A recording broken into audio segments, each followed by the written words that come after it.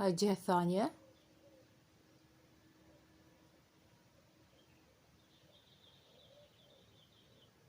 يعني اسوي زاوية صغيرة بالزاوية، يعني الشريط اطبقه طبقة صغيرونة وامشي عليه حتى من اقلبه ما يبوط.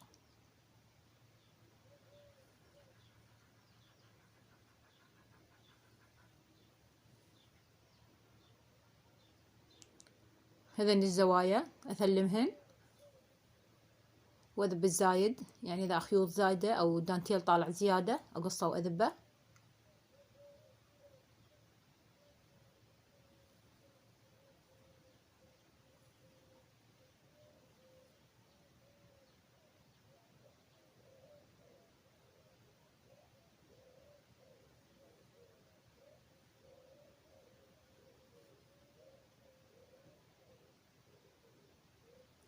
هذا السوتاج الذهبي اشتريت لفة، يعني ما اعرف المتر بيش. اشتريت لفة ب4.5 اعتقد او ب4، ما اتذكر، لان جبت مجموعة من المستلزمات فهو وياهن.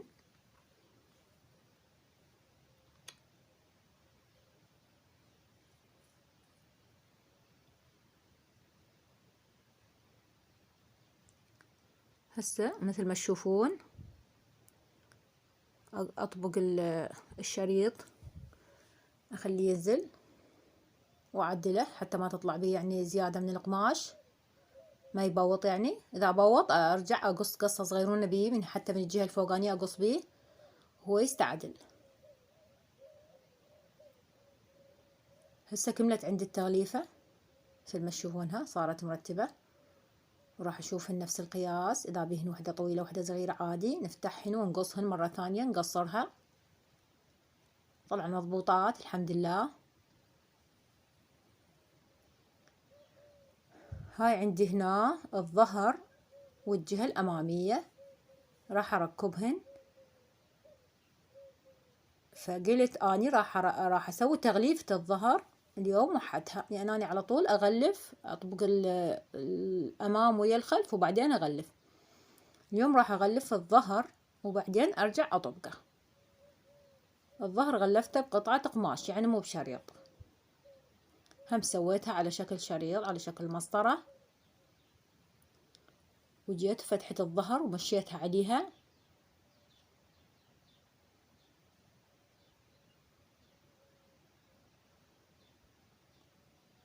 هذا الزايد أطلعه وأقرضها،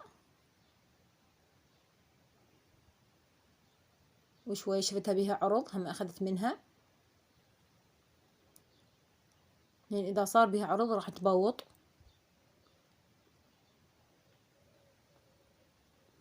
المهم هي تنطبق طبقتين، طبقتها طبقتين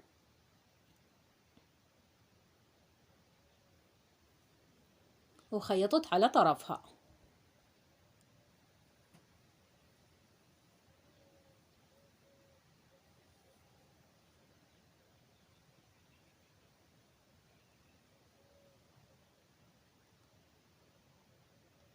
هسه راح أجيب الجهة الأمامية وأخليها فوقها.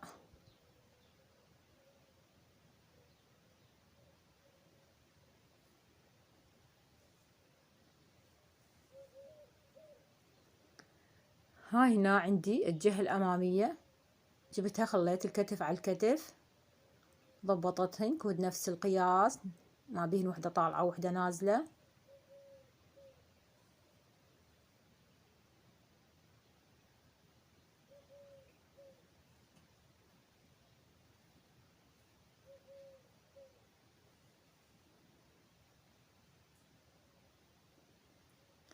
هاي الجهة الثانية.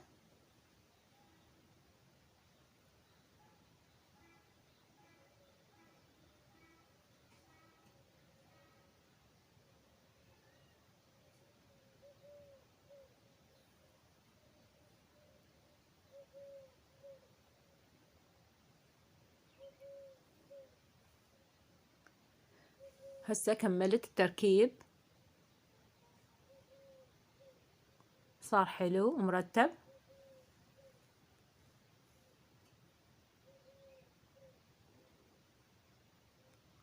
هسه وصلنا لتركيب الشليل الجوا يعني التنورة. راح اركبها على الجهة الفوقانية يعني الصدر الفوق. راح اجي معينة نص الصدر ونص الشليل. أنا سويت بنسات بالشليل وسويت بالصدر بنسات لأن أريده يصير مخصر لأن صار بيه عرض. البداية هي تريده مريح وتريده مخصر، فسويته عريض وسويت له بنسات حتى يصير شكله حلو.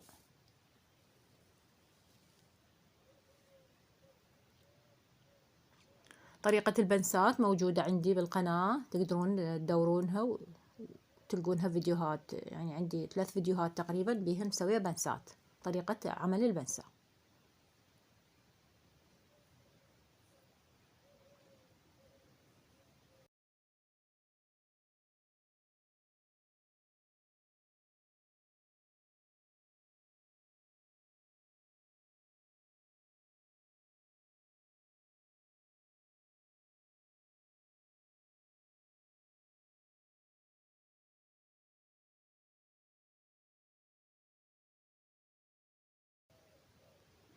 هسه عندي هنا تركيبة الردن. جبت الكتف على وسط الردن،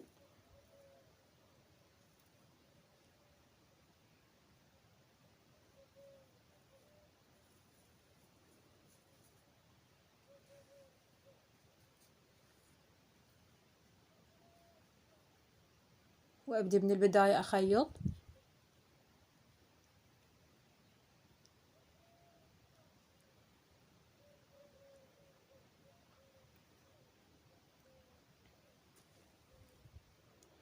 هاي وصلت النص.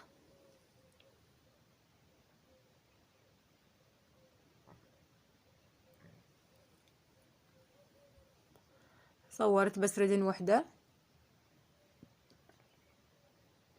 حتى ما يصير المقطع ممل. وهسه راح اسوي كفة للردن. هاي الردن بعد ما كملت راح اكفر الطرف مالتها. هذا هنا عندي الطرف مالتها، اطبق طبقتين واكفها.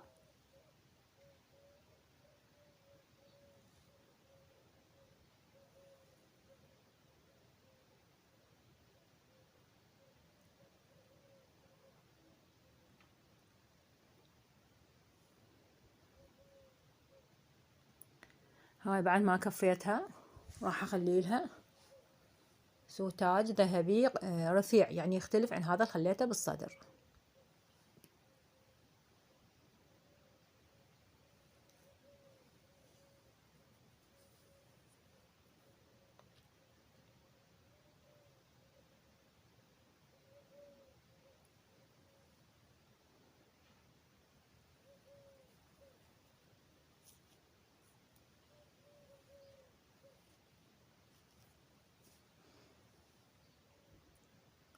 هذا السوتاج خيطته على طرف الردن. هسه عندي كملة الردن.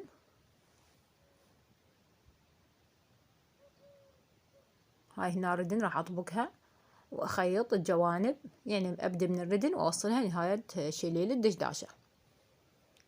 يعني انا صورت لكم جهة واحدة، فهي الجهة الثانية نفسها بالضبط.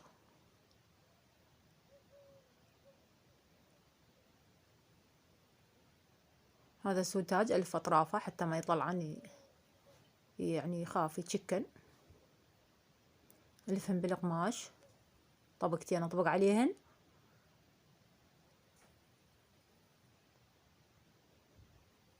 واطبق القماش طبقتين صغار حتى ما تشرشب الخيوط.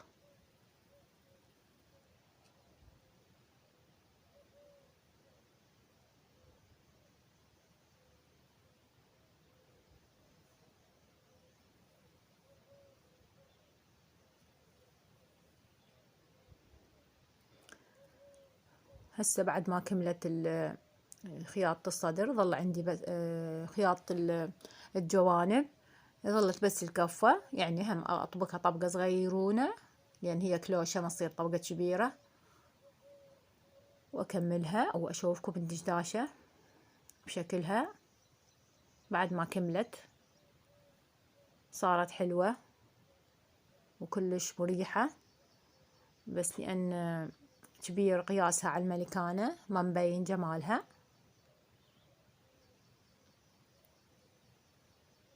وهسه وصلنا لنهاية المقطع، وإن شاء الله يا رب يعجبكم، وإن شاء الله أشوفكم مقطع جديد.